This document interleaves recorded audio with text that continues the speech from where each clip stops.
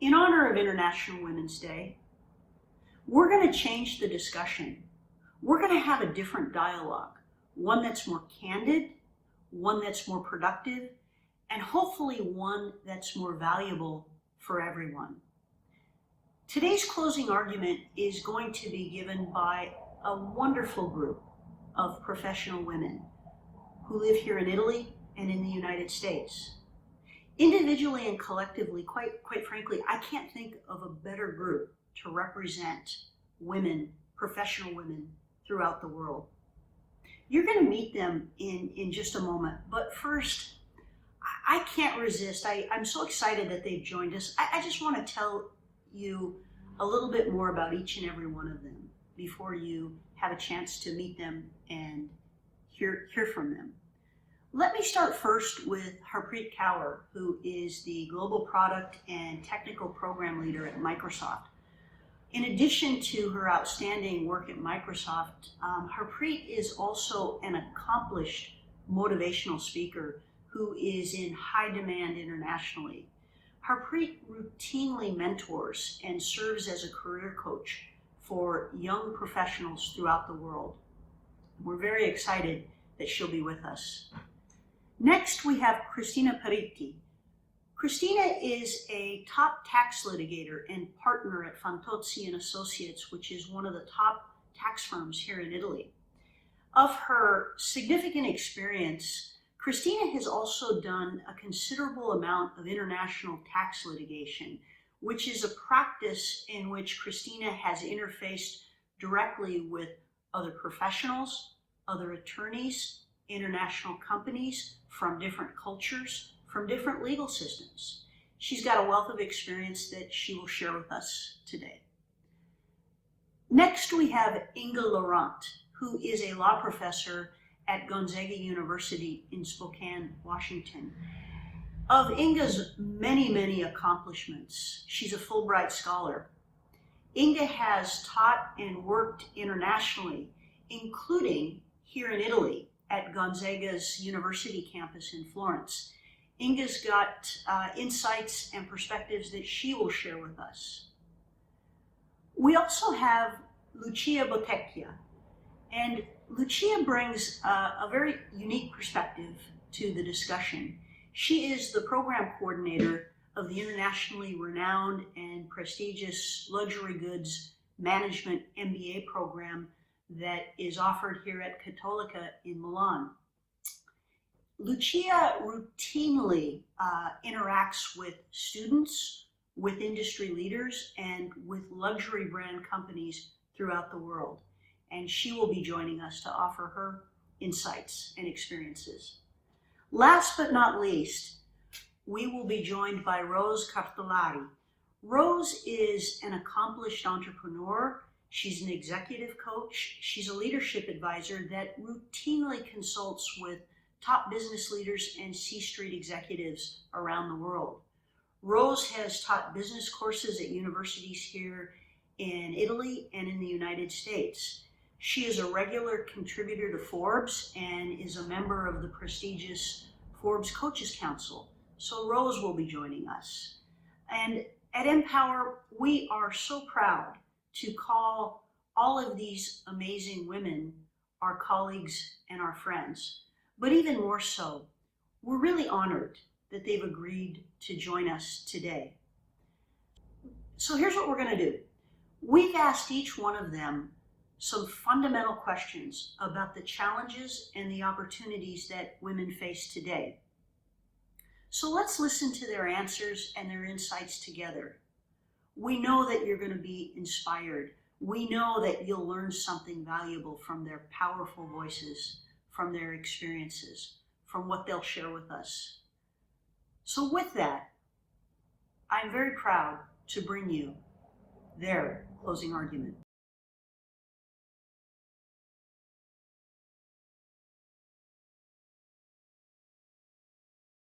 Let me start by asking you, as women have grown in power and influence, they've also been subjected to sexist insults from men, such as the Gozzini incident.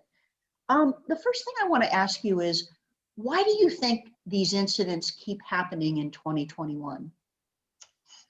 It's a good question. It's hard to answer because it's like, yeah, aren't we past this by now?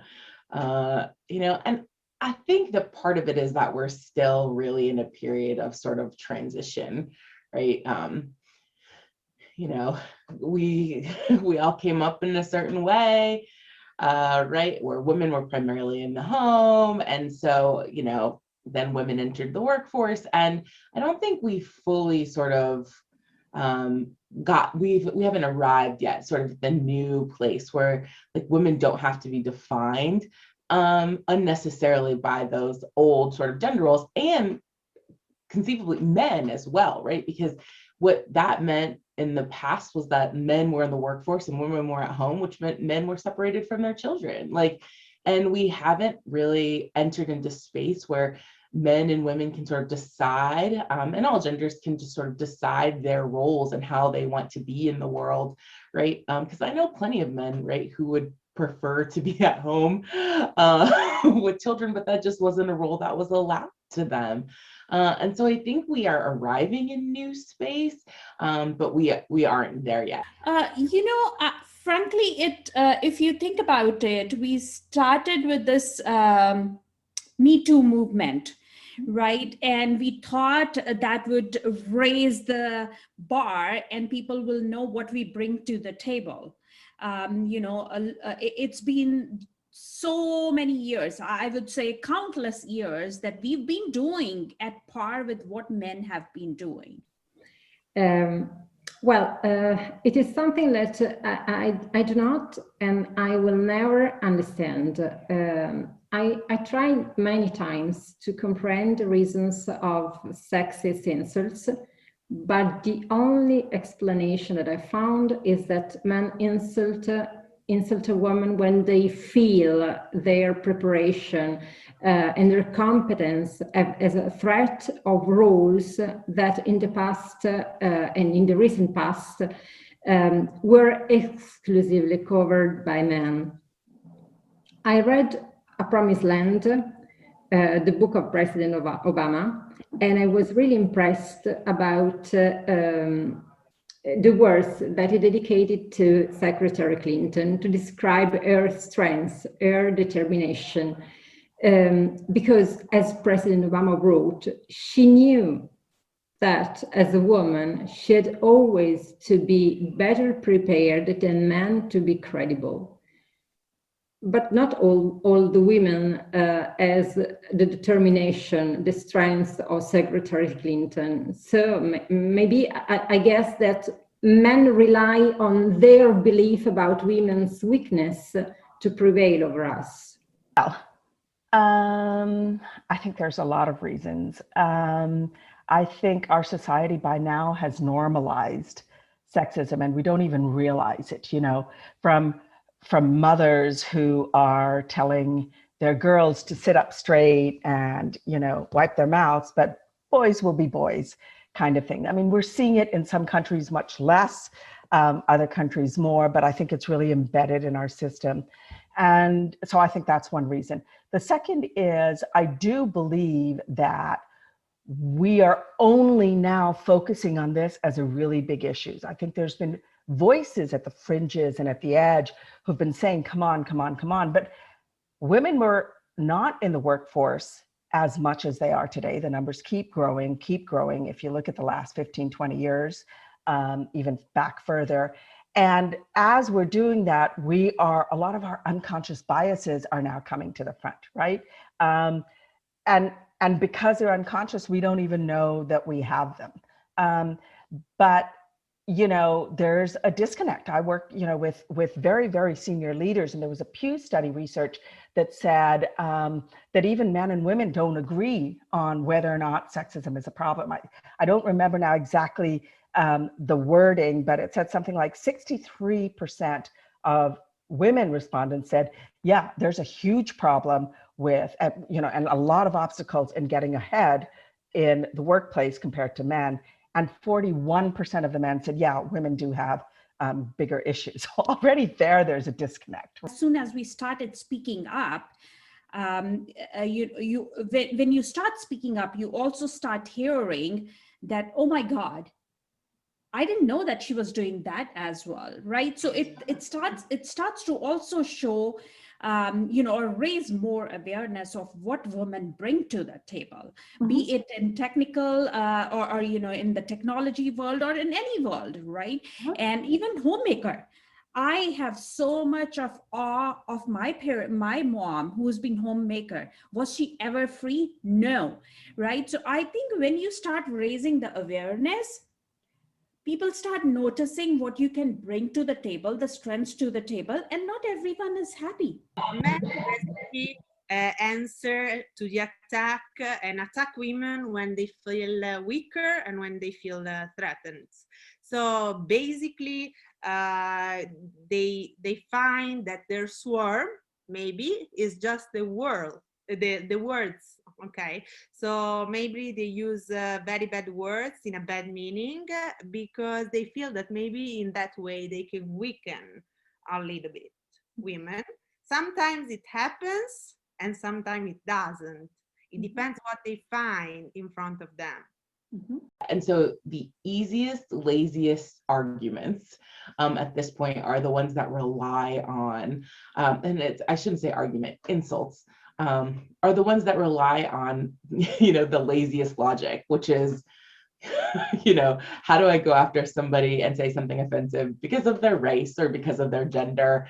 And that's the insult. Like, oh, that's the worst, thing that I can sort of say. And I think people who have developed their own sort of sense of self-worth, those impacts, those insults, they do hit us, but they hit us in sort of a different way now. We really are moving past that. And a lot of times the regret is due to the person who makes those kind of statements and relies on that sort of lazy logic, as opposed to us feeling, the insult anymore. Right? Like even at work, you will see, even there are not too many of us out there, but at the same time, we are there. We are taking the seat at the table. So it can be also seen as a competition. And, this is also from the cultural norms, right? Like as we have been grown up, there has been stuff which has been put in our brain. Women are homemakers. Women are to bear the kids. They are to be in the kitchen. They are to be taking care of everything, on top of if you're a working parent or a working mom or a working partner, right? So I think as we start speaking up, I frankly feel like there's that sense of competition.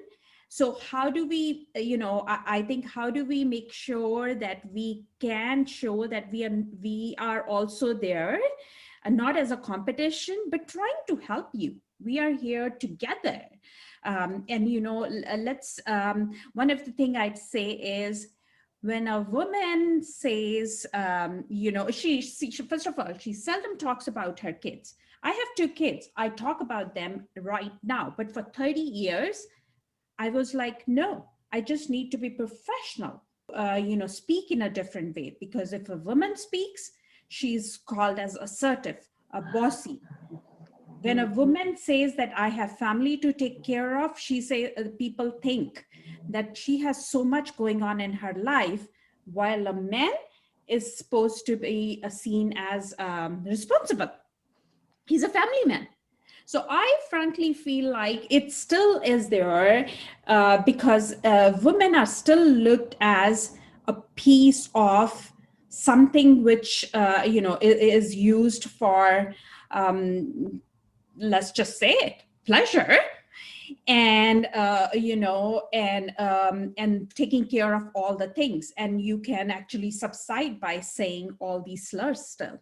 Yeah. Do you think that insults like this can ever be justified in political discourse, educational discourse, social discourse? Can they ever be justified? No.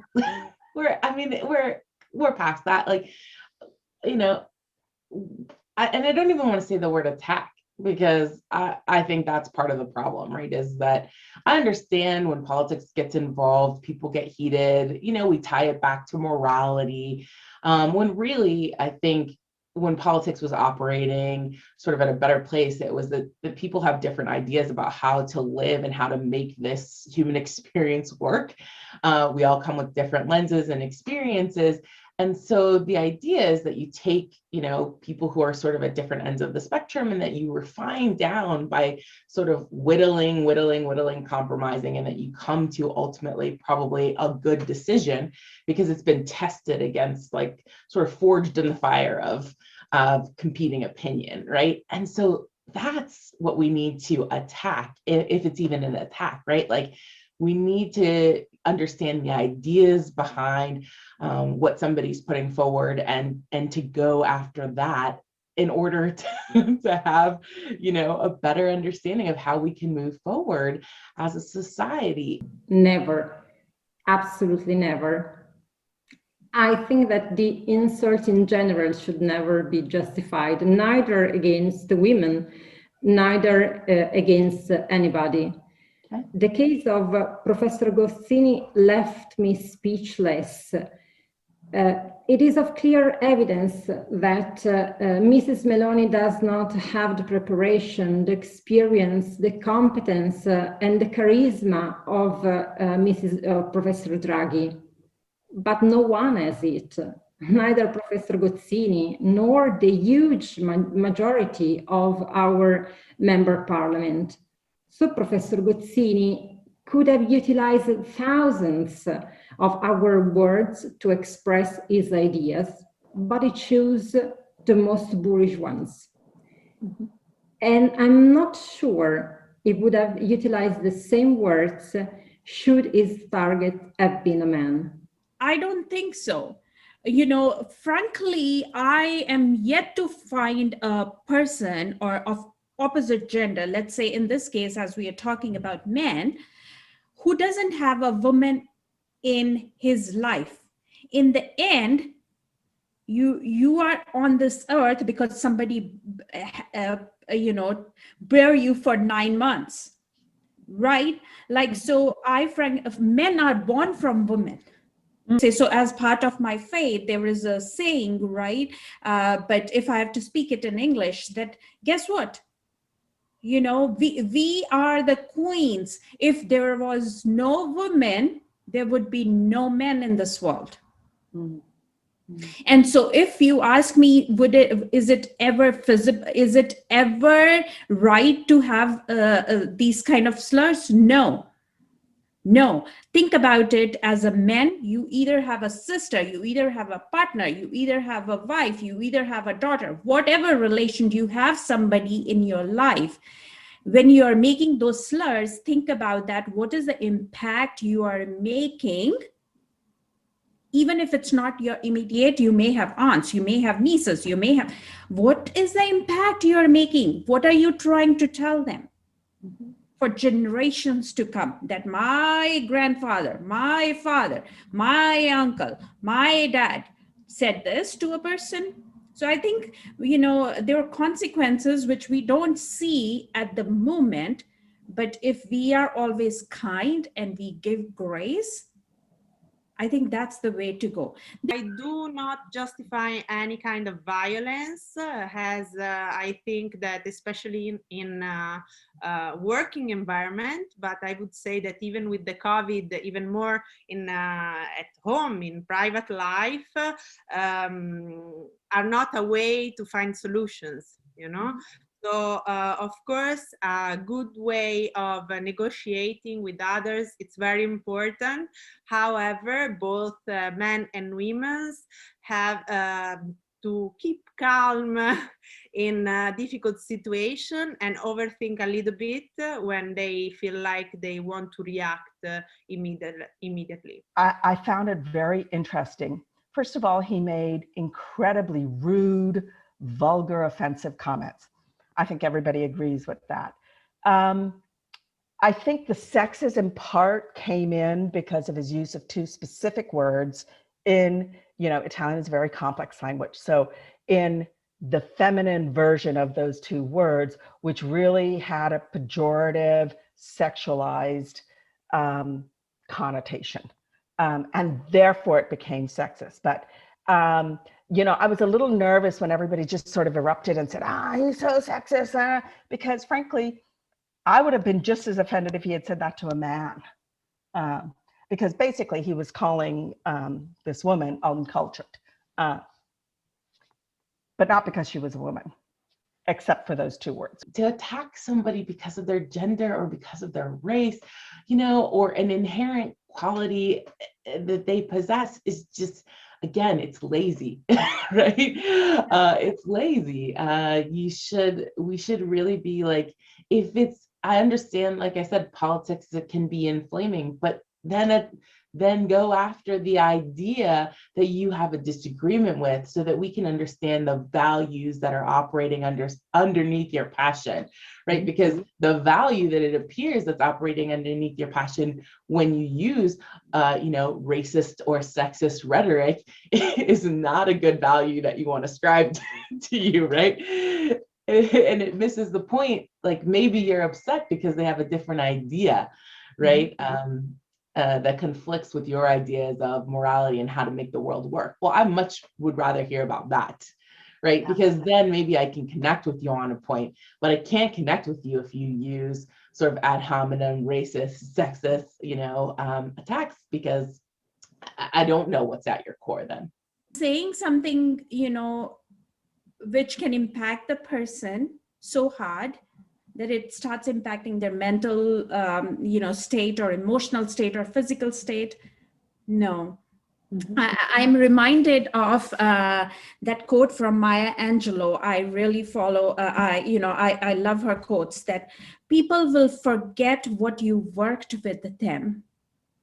You know, like in 10 years, Lisa, we will forget about what we are talking right now, but we will never forget, people will never forget how you made them feel.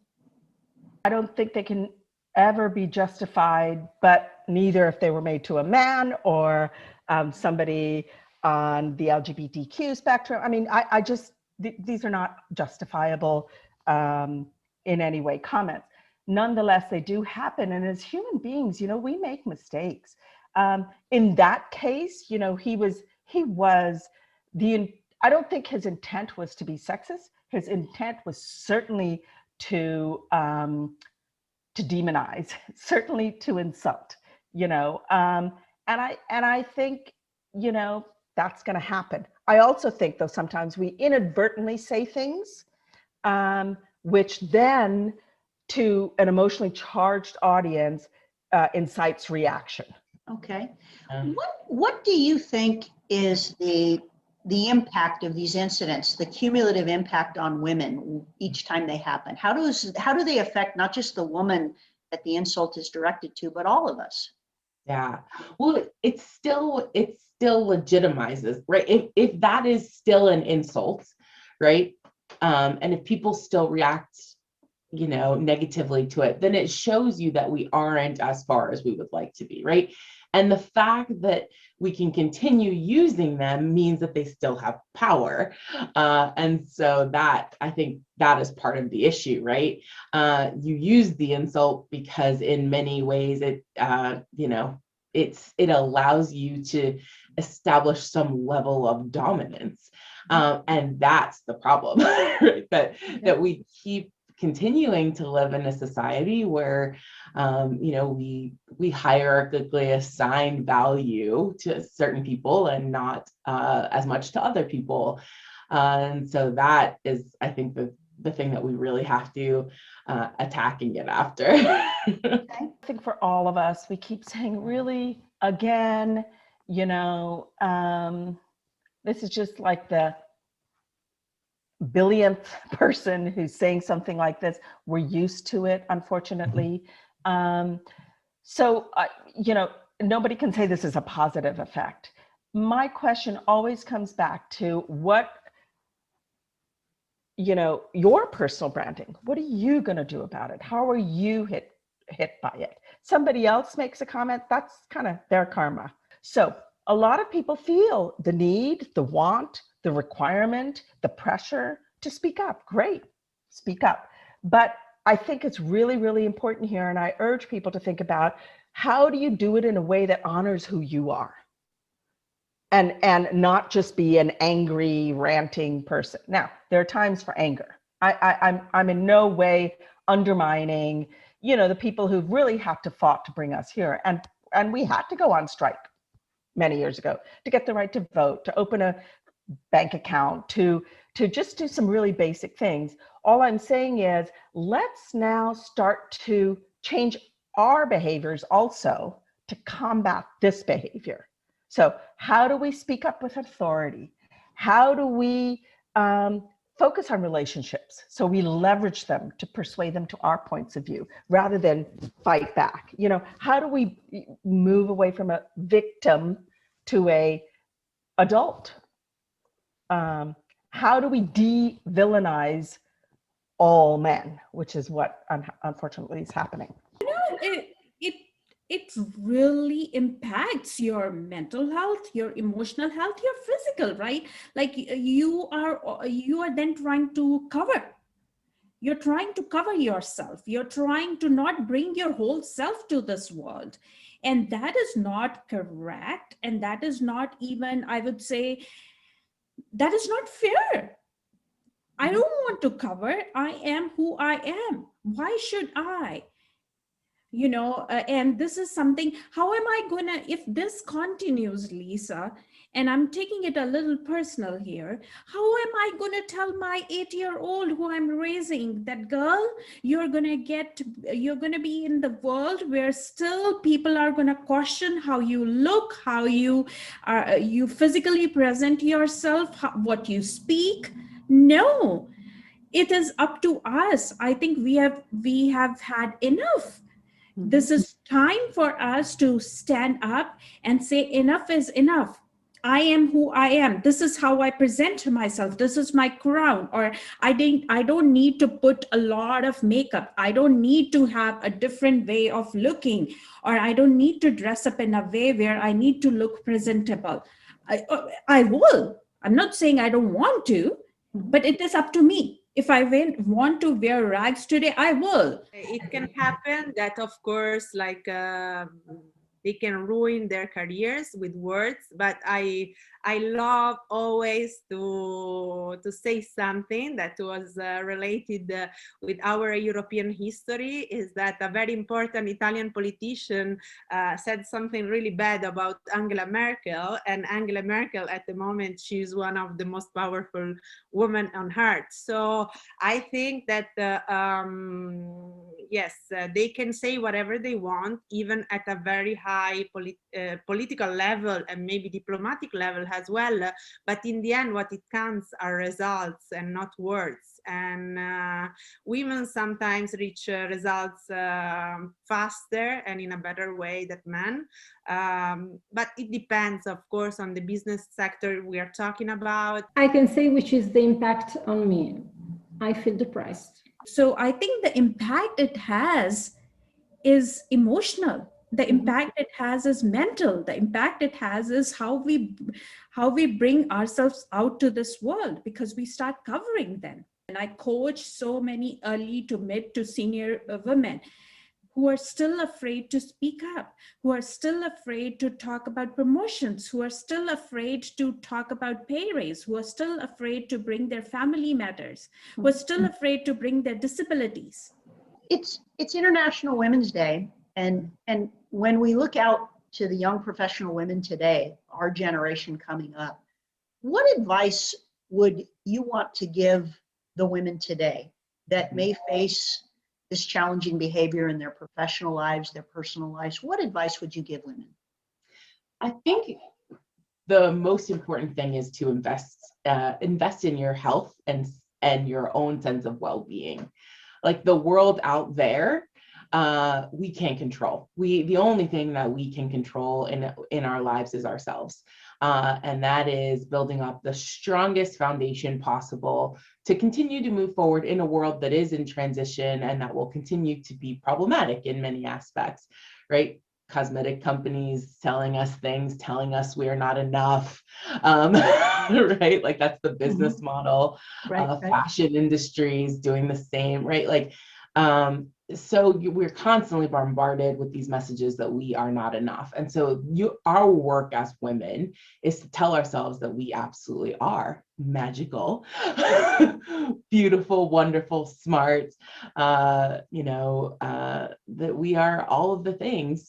And so the work is really internal, I think. And it's our job to build ourselves into a position where somebody can make sexist, can make genderized comments, can make racist comments. And it's not to say that they won't impact us to some degree. Hurtful things do impact us, but they can roll off a lot more quickly. I would say is don't be a bystander, first of all. Don't be a bystander, be the ally. Like first of all, if you're alone, you need to bring your superpowers, because guess what, you've got the superpowers. You've got the superpowers in yourself to speak up at that point, right? Gone are the days when we would be mum. First of all, do not put yourself in difficult situation. And that is very easy, because sometimes even the way how you act, even the silence can be a very powerful weapon against the violence, and also create a great network of sisterhood, or why not even a good network of colleagues you trust, and be very transparent with everybody, especially when bad things happen. Yeah, so my husband and I started a company in Italy. We're both MBAs. I have actually further certification and studies after that. When we started the company, it was always Dottor Marco and Signora Rose. It was very upsetting, and I didn't understand it. I came from New York, and for me, this was like so insulting and so belittling, until you sort of understand the cultural context. And usually the people who were saying this were older men for whom good manners required that they give me an extra consideration, if you will. So the signora was a sign of what they call gentilezza, of kindness, of niceness. Yes. So then the question becomes, because this issue, by the way, I talk to young women, this is still a big issue, right? How do you handle this? And I think you need to be very, very clear about what you want to get out of that exchange. So my personal approach is I look at the intent. What is this person intending? And then I think about, okay, so what is my long-term goal here? How do I want to be perceived in this world? Am I the fighter with everything about every goal? So if there's an intent issue, I actually will, if I think that they're meaning to be mean, I will respond, usually using humor. Often I'll say, wow, thank you for the signora. Hope you'll see I'm also professoressa. As we get into this, you're going to see the professoressa in me come out too.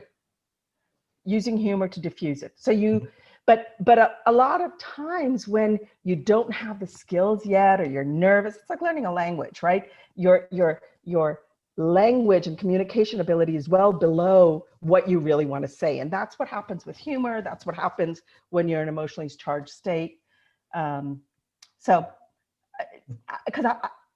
it's a toss-up. You can't always hold it in, because if people don't speak up and people don't move forward, we're always going to stay in this place. It's another question.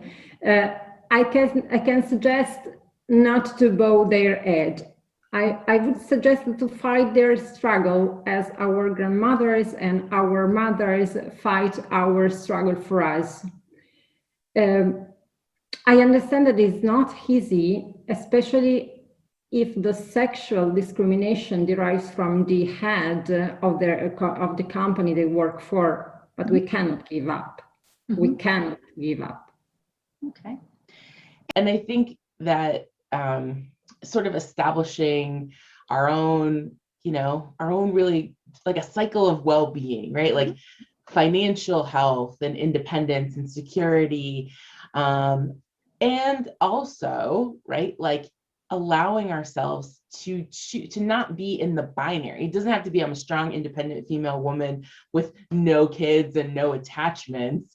And that means I have more value than, no, like to be defined by what it is that you want to be defined by.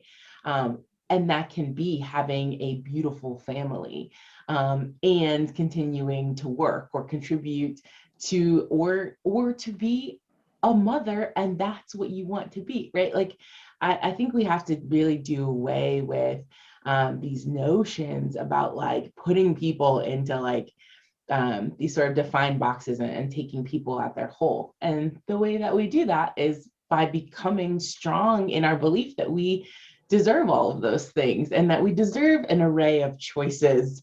And I can be a wonderful auntie, to my friends' kids if I choose not to have children. For the audience, if any of you are still hearing and you feel like, Harpreet, better, easier said than done, reach out to your cohort. So another advice I would say is, if you still feel like you have that syndrome of imposter syndrome, I have it still in big meetings. Let's be honest, right? I brace myself how I'm going to speak up in front of these leaders or a room full of men. But take a deep breath, find your cohort. Sometimes having one or two person who are going to look out for you is the key as well. And then find someone who can help you up your game. Don't find people who are same like you. One of the mistake I think when we start looking for a mentor is somebody who is like us. Find somebody who's different than you, because that's how you're going to learn something different. So find your allies, don't be a bystander, and find those allies as well, and build your own cohort. Those are some of my key things. And then I think the other thing at work also is you can indirectly educate people. You can, the way I do it is another like very tactical example is, if I'm passionate about something, or I read an article which is really good and I want people to indirectly read it, it will be as part of my signature for a few days. Yeah, and so I think the second point too is building a strong community of folks to support you too, because we haven't transcended, we haven't gotten to the next step, right? Women's value is often still defined by the families that they create. And so if you don't fit within that paradigm, you're going to need a strong sort of supportive community to remind you, of the beauty and the value and the worth that you bring into a world that tells you otherwise. We need men to be our partners too.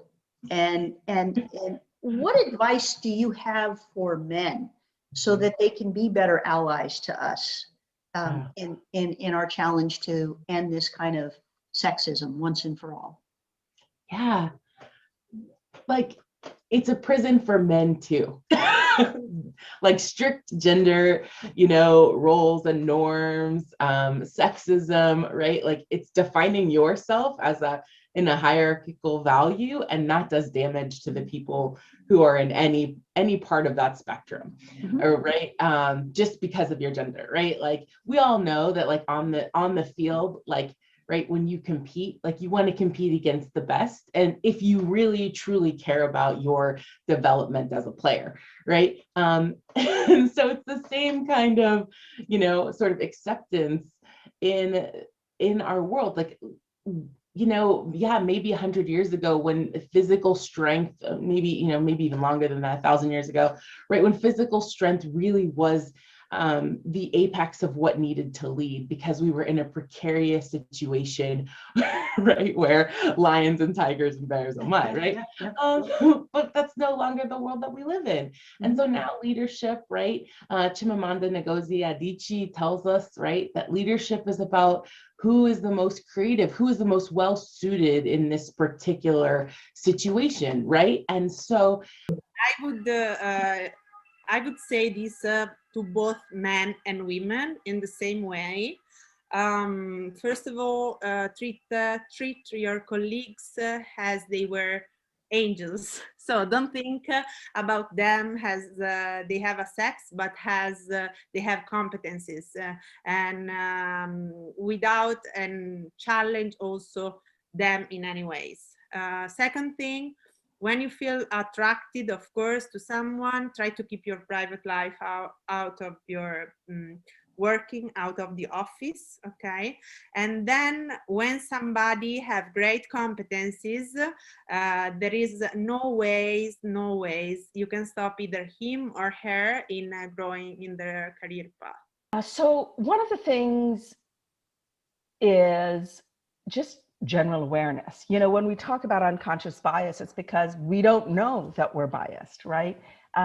So I think entering into conversations about women, about what is your lived experience, and just an open, honest conversation. Hey, Rose, hey, Giuseppina, or whoever it is, you know, I'm reading a lot about this.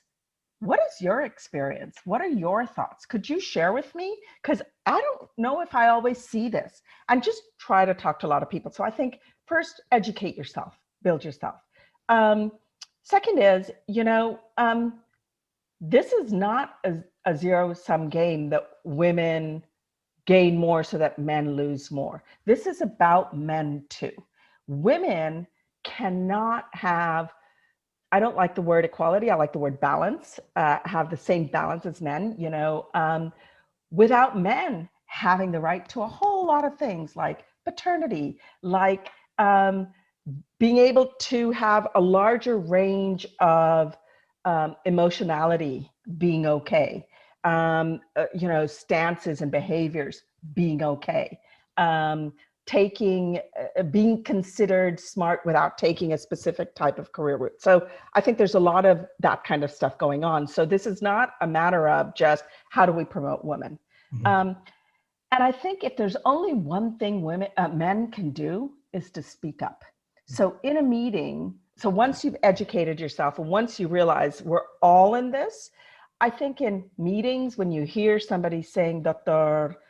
Marco, Signora Rose, or whatever it is, speak up and say, hey, do you know who she is? And to do it without in a way that allows other people to hear in a non-threatening way. Yes. You know, if a women colleague at a meeting says something, nobody listens to her. Now, the woman has to learn also to gain share of voice, but you know, often what happens is they're mansplained or all of these popular terminologies for things that actually do happen. I don't like the jargon, but the truth of the matter is they're talking about specific things. Is for a man to turn up and say, hey, wait a minute, isn't that what Josie just said? Yeah. Great, Marco. You've just built on what Josie said. I love it. You know, so speaking up and bring it to light so that the invisible starts to become visible for more people. And I think that's the single most important thing you can do as an individual. What the organization can do is a completely different thing. That's a culture change. I do not find better answer than Mrs. Ocasio-Cortez's speech after having been sexually insulted by the Congressman Ted Hoyo. She said that this is not an issue, this is not an incident, but it is cultural. I think she used that words, and I completely agree. I think that to have men on our side, we should make men understand that using sexual insults as a common way of expressing gives the permission to use that language also against their wives, their daughters, their mothers. I think that perhaps this would change their perspective on this issue.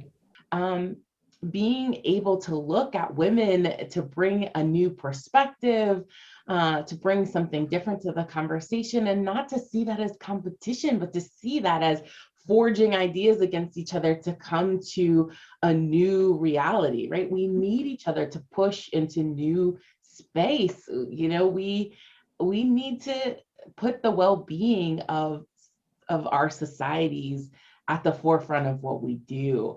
And in order to do that, we need attributes of people of all different persuasions, all people who fall along the gender spectrum. Right? We need a broader vision to look at the world with. And so if we keep adhering to sort of antiquated ways, and again, that's not to say that people can't choose to have, right, traditional family roles. It's not eradication, it's not an either or, right?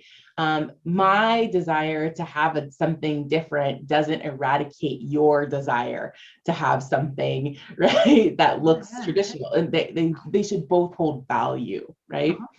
Yeah, and so I think that by doing so, we by adhering to these sort of antiquated standards, we really lock ourselves into a world that isn't able to move forward, that isn't able to put the society and general welfare of everyone at the forefront. And so we end up kind of replicating what we have, which is, if you conform and you fit the norm, then you receive the value and the sort of accolades and the resources. And so I think that when we start to move beyond this, that we can really just value people for who they are as individuals, that frees everyone to really live their authentic lives and selves, so long as they aren't impeding on other folks' rights and values, and to live that kind of freedom, right? To live that kind of truth is better for all of us. We really need our men allies. First of all, if there are any men who's hearing this session, please, we need you, right? We are in this together. I'm not saying that we only need women. We have to get out of that women versus men. It's all of us together. Study and research has shown, if you have a diverse workplace, especially having senior women, exec women, it's a total different ballgame. You're gonna, I was reading about some research that how quickly, some companies were able to close their ventures, how inclusive the teams are, how people feel like they belong to the workplace. There is things which we bring to the table. We bring a lot. So we really want men to be our allies. Help us. Don't make assumptions. Don't make assumptions that if Harpreet is saying something, she's trying to be bossy. No, for me, my team is my heart. I always tell that I'm nothing without my team. Right. So, most of the times, not talking specifics, but most of the time, my teams have been full of majority of men. And one thing I will, something which came to my mind, which is connected here is, have we ever asked how we would lead men? Because we learn. Why are you all men asking about? We want to learn what women want. Yes, there is way too many resources out there for you to learn. Have we ever asked? So step up your game, men. Step up. Any judgment about sexual affiliation also.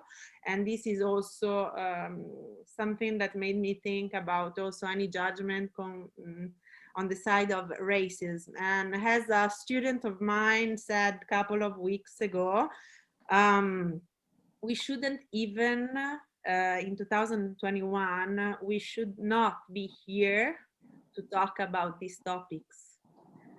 These topics should not be an issue nowadays, especially in a world that is changing so fast, and in a world that made us to get closer and closer closer and closer with the South due to the COVID, and maybe farther away with the for other reasons. So I think we should start to stop to talk about these kind of topics.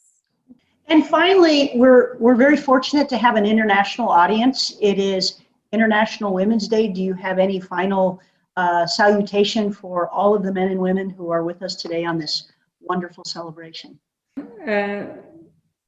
I would like to say that I would really desire not to talk about this issue anymore in the future. This is my best wish for this Women's Celebration Day 2021. We hope this would be the last year in which we talk about these things, but I'm not sure it will be.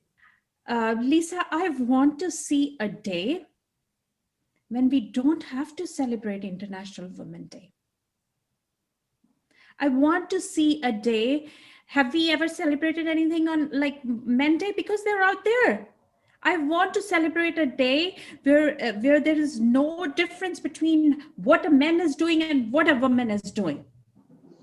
So I want to make sure that for this International Day, let's all commit for diversity and inclusion. Let's all commit that we are going to stand up for that unconscious bias or bias in action. Let's all commit that, anytime we see something, we will stand up. Let's all commit that sexism is not correct. Be it, and I'm not saying, yes, it's International Women's Day. I'm saying yes for women, even for LGBTQ, it's not right. Sexism at workplace, irrespective, is not correct. I think just like my advice to women, my advice to, to everyone is to get healthy within, right? Do your own personal work and self-development so that you can be at a place where you know your value and that you know your worth, and that it doesn't have to be sort of assigned to you by either societal's hierarchical values or corporations' hierarchical values, so that we derive our value from the relationships and the communities that we have. If that's the stuff that really matters. And so, getting clear on your internal values is the best work that we can all do, because there's way too much out there trying to tell us what we should value. And you can be swayed pretty easily. So do the work to know what it is that you truly value, what truly brings you real, lasting, sustaining joy in your life, and nurture those relationships, those hobbies, those things that bring you deep and meaningful joy in your life. And we will all be better. We are all humans, and as human, we can be good, we can be bad, we can decide how to treat others, and we can decide also how to live our lives. Some people told me a few weeks ago that life is a gift, and as a gift, we should live it fully with our best efforts and our best energies in order to face all the issues and the good things we have in our lives. I want to say a few words in closing, but most important, I want to thank our distinguished guests and colleagues from Italy and the United States for joining us today, for sharing their insights and their experiences to further this most important discussion. I've sat and listened and learned, but I've also, with this topic, with these events, I've reflected back on my own career. As we've explored this topic, I think in particular about the many, many years I spent as a trial lawyer. I loved it, but it was a hard career. And in fact, as I look back on it now, it almost felt like I spent the bulk of it working inside of a boxing ring. And I had been warned about this, and I think back fondly to someone who was very special to me. When I was an aspiring trial lawyer at Georgetown, my mentor, somebody who was very important to me, Professor Greenhall, the person who encouraged me to be a trial lawyer, I remember some advice he gave me. He told me, well, Marchese, he called me by my last name. He said, you know, as a trial lawyer, you take a lot of gut punches, but you throw a lot of them too. And with his wry smile, he looked at me and he said, you want to be the one still standing at the end of the trial. It was great advice. And in many respects, he was right. But the truth is I wasn't quite ready for what I actually encountered. I wasn't quite prepared for one other important aspect of what life was like for a female trial lawyer. And that was the fact that there were two sets of rules in a courtroom, one for men and one for women. Let me give you a couple of examples of what I'm talking about. A male trial lawyer raises his voice. He's just being strategic. He's being passionate. A male trial lawyer aggressively cross-examines a witness, aggressively challenges the truth or veracity of what a witness is saying in a scathing, aggressive manner. Well, he's just being an advocate on behalf of his client. He's just doing his job. What a great lawyer. What a passionate lawyer. Unfortunately, those rules don't really apply to female trial lawyers. And for someone like me, who kind of comes from a life in sports, who comes from, I guess, a little bit of an emotional background, I like to fight. I like to mix it up. I get emotional. I can raise my voice. I want to challenge witnesses on cross-examination too. But hey, Lise, not so fast. The rules are different for you, sweetheart. How is that, by the way? Well, you put a female in all those situations that I just talked about, and you'll have a different outcome. She's too aggressive. She's too emotional. She needs to calm down. She needs to be more respectful. I don't know if I'm comfortable with her tone and her attitude. I won't even start on the outfits that you wear for trial and being careful, because you even get judged by those too in a way that men don't. I hated this double standard with a passion. It was hard enough trading punches with opposing counsel, but a woman in a courtroom has to fight another invisible opponent, the stereotypes of her gender.